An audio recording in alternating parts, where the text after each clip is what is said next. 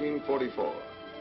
Rome was free, liberated after 21 years of fascist rule. The Allied Fifth Army entered the Eternal City from the south, acclaimed by cheering multitudes.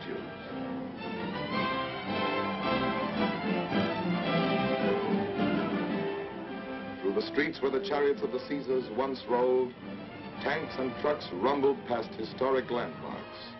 Colosseum, the Forum, the Victor Emmanuel Memorial, tomb of Italy's unknown soldier, the Piazza Venezia, where Mussolini looked down from his balcony upon the people he had led to sorrow and ruin. The liberation of Rome was part of the all-out offensive in Italy, coordinated with drives upon the Nazi fortress from England and Russia. The Germans were driven from Rome exactly 9 months and a day after the beginning of the Allied campaign in Italy. Conceived by the combined chiefs of staff, the campaign had 2 phases. In phase 1, we sought to achieve certain preliminary objectives with a limited amount of troops and equipment. What were the objectives of phase 1? Most important of all was securing complete control of the Mediterranean. Even after clearing the Axis out of North Africa and overrunning Sicily in 38 days, our shipping was still threatened by Axis air attacks from the Italian mainland. Our second objective, to exploit Mussolini's overthrow by knocking Italy out of the war. Our third objective was to capture the main Nazi airfields at Foggia.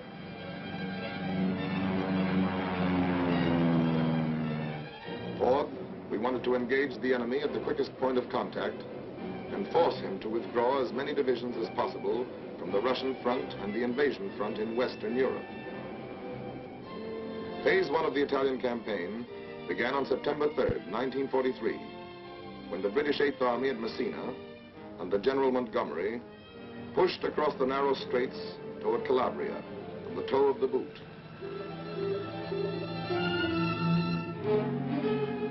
And landed there virtually unopposed.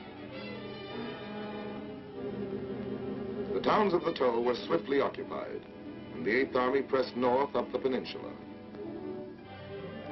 By September 8th, we had swiftly accomplished one of our objectives when General Eisenhower announced the capitulation of Italy. The Italian fleet surrendered, and 66 Italian divisions laid down their arms. On September 9th, the Fifth Army, composed of American and British troops under General Mark Clark, headed for Salerno, 28 air miles south of Naples, the furthest point which could be protected by an umbrella of fighter planes from our bases in Sicily. At 5 a.m., the first wave went in. Seized German film shows the Germans entrenched on high ground, overlooking the harbor and beaches. They had moved in the day before, determined to prevent our landings. Despite heavy enemy fire, the first wave swarmed ashore with timetable precision. But before we could consolidate our positions, the Germans intensified their attacks.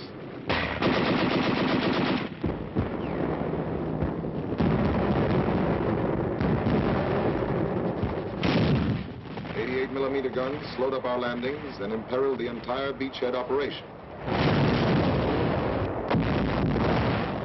Despite heavy support from the combined fleets, the situation grew more critical.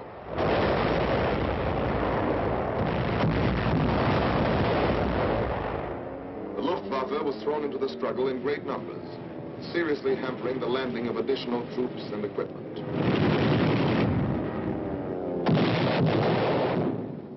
Support from the RAF and the 9th American Air Force reached its peak when 1,860 sorties were flown against German troop concentrations on September 14th. On that day, the German news agency announced that Salerno was another Dunkirk. Actually, the beachhead had been secured, despite heavy losses.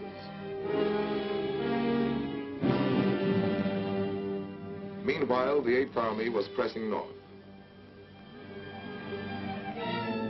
On September 16th, patrols of the 8th and 5th made contact.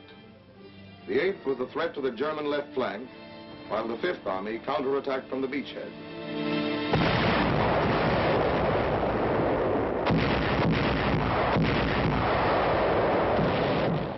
The Germans fell back fighting before the Allied assault. Tommies and doughboys drove them out of the foothills and pressed after them. The German withdrawal was complete. General Clark's order of the day read, "We are here to stay. Side by side with the 8th Army, the 5th Army will advance." On September 27th, the 8th captured the Foggia airfields, achieving 2 more of our objectives. Our Mediterranean shipping was now relatively safe from air attack, and from Foggia we could bomb southern Germany and the Balkans. As the Russian armies advanced, we could operate in close support with them, bombing rail junctions and military installations in the German rear. Budapest, Belgrade, Bucharest, Ploesti, Sofia. On October 1st, 3 weeks and a day after the Allied landings at Salerno, the 5th entered Naples, one of the great ports of the world. The damage done by the Germans was soon repaired, and it rapidly became our main supply artery. As our troops pushed north, they passed countless thousands returning to their battle-scarred homes.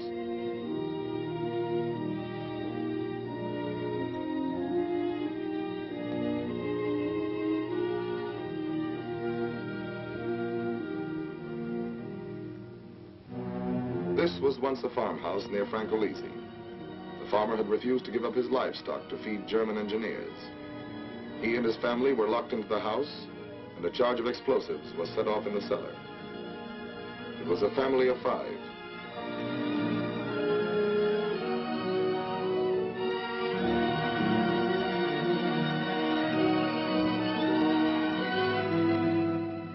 One month after our landing, we reached the Volturno River. There, the campaign became a battle of rivers and mountains,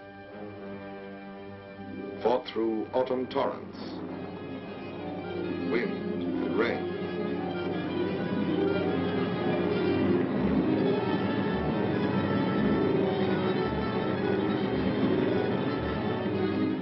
Our progress was slow.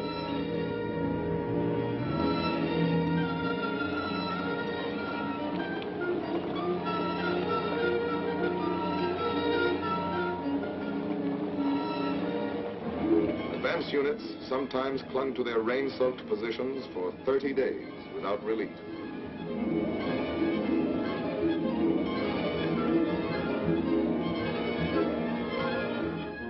Mud and mire followed the rains as we struggled forward.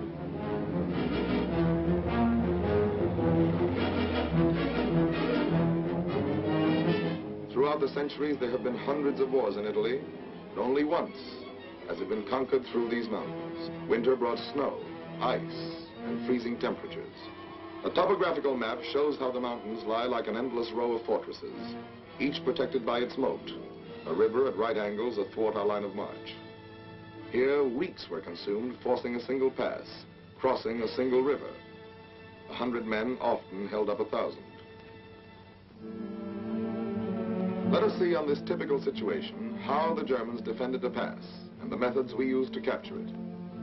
Beyond the demolished bridges, the Germans laid minefields and emplaced machine guns and anti-tank guns to cover the minefields and bridgehead.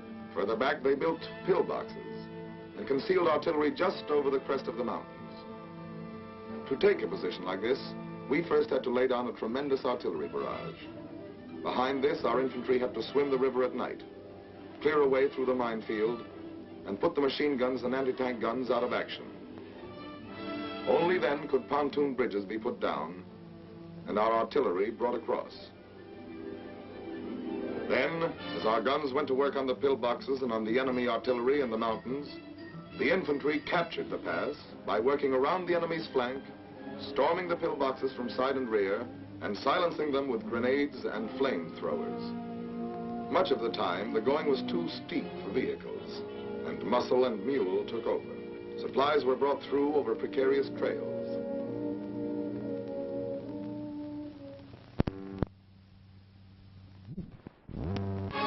In the east, the 8th Army fought its way through the Sangro Valley. Their attack on Ortona was met by determined Nazi resistance.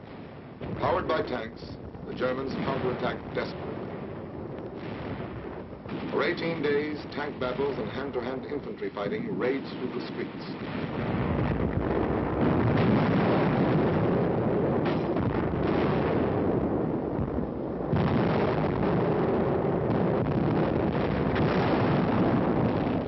Germans were finally driven into the northwest corner of the town.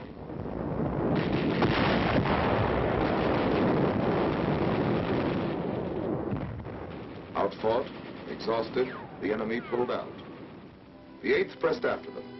The tide of battle swept over Ortona and left it in its wake.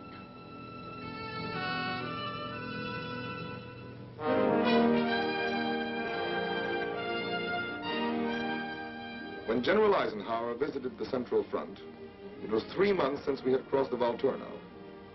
We had advanced 12 miles in this sector, sometimes at the cost of a man a yard, and were facing Cassino, key to the strong Gustav Line, which the Germans had orders to hold at all costs. Cassino lies on the northern slope of the Liri Valley, through which runs the Via Casilina, Highway number 6. Possession of the valley and the mountains overlooking it from both sides would take us forward to the foot of the last mountains, barring our way to Rome. Our plan was to force the Rapido River both to the north and south of the town. While the southern force maintained pressure, the northern unit was to circle through the mountains behind it, clean the Germans out of their positions there, and storm the town from north and rear. At Hangman's Hill, this unit fought for days. Other vantage points changed hands again and again.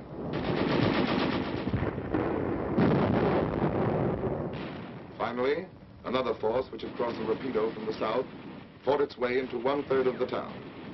There, superb enemy resistance turned the battle into a stalemate.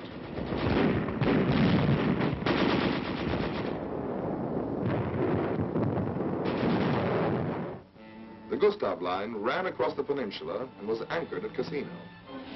To break the stalemate, we tried an end run, amphibious landings at Anzio and Neptuno. The Germans were caught off guard, and for several days, American and British troops encountered only light opposition as they landed and consolidated the beachhead. It was up to the German High Command to determine the importance of this new threat to their flank and rear. Marshals Rommel and Kesselring decided against falling back and brought in 13 fresh divisions from their dwindling strategic reserves. More and more, we were accomplishing our objective of diverting Nazi divisions from the Western and Russian front. Heavy Luftwaffe raids supported those 13 divisions as they sought to drive us into the sea.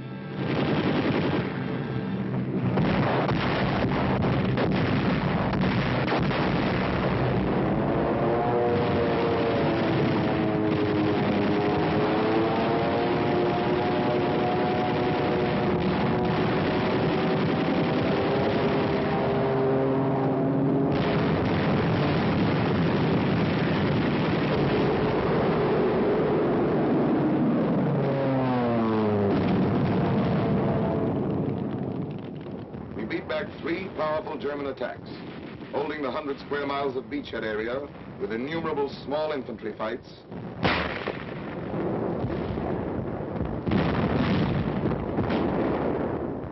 and tremendous artillery barrages.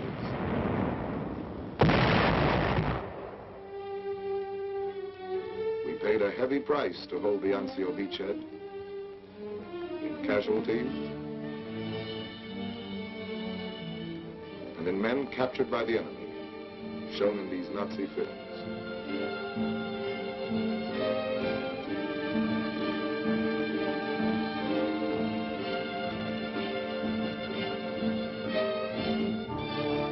Back at Cassino, the fight continued.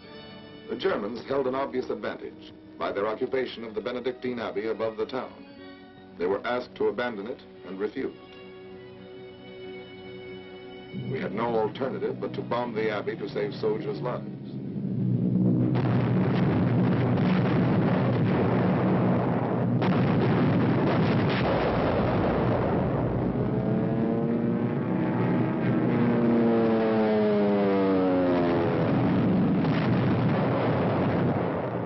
One month later, 543 Allied planes tried to blast the enemy out of the town with a load of 1,144 tons of bombs. The Germans took cover in caves and tunnels.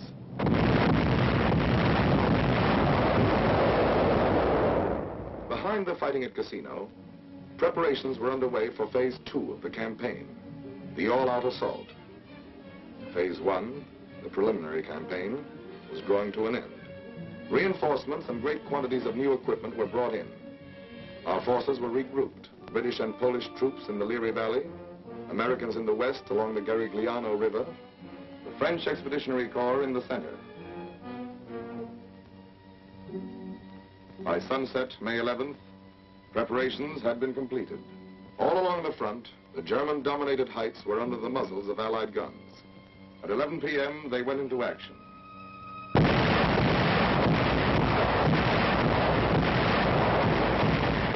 By dawn, the big push was well underway.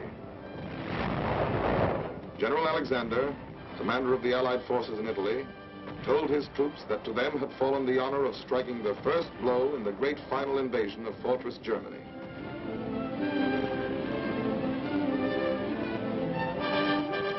Between Cassino and the western coast, the powerful blows launched by the British, Poles, French, and Americans shattered the Gustav Line. By May 17, only Cassino remained in German hands. Behind tanks hampered by the wreckage, British, Indian, and Polish troops fought their way in.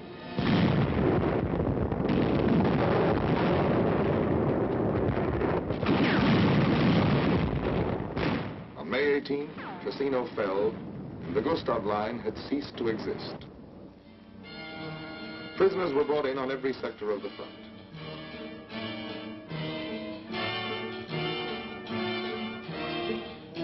Thousands more were slain.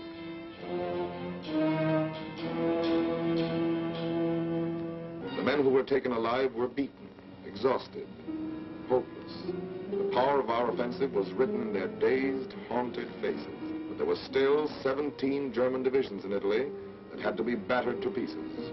The Adolf Hitler line swung back like a gate, then crumbled beneath the sledgehammer Allied blows.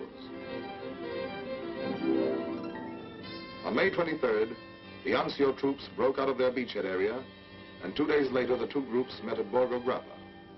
After 4 months of anguished fighting, the beachhead forces had accomplished their mission, to threaten the German rear and compel them to fall back.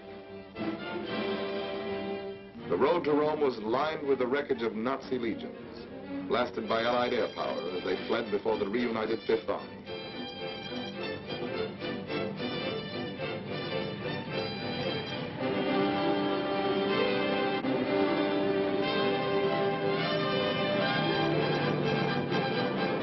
In 12 days, the mounting fury of the Allied drive threw the Nazis back to the outskirts of Rome.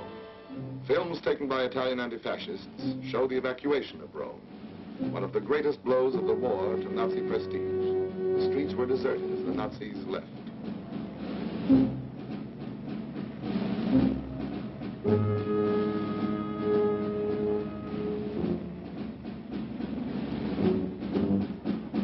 After 21 years, a free Rome laughs again.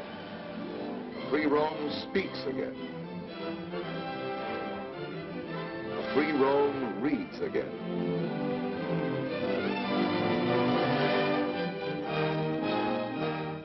A free Rome assembles in the Piazza San Pietro to receive the Pope's blessing.